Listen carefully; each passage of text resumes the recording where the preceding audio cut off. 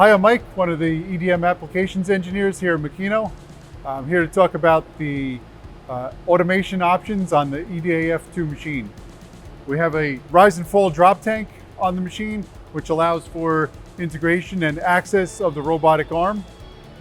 We also have a standard right-hand sided control, which can be ordered optionally on the left-hand side, so you can put a synchro machine on both sides of your robot.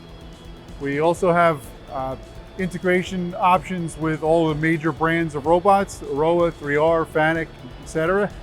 We also have a dedicated staff at Makino that's there to help you integrate your robot with the machine.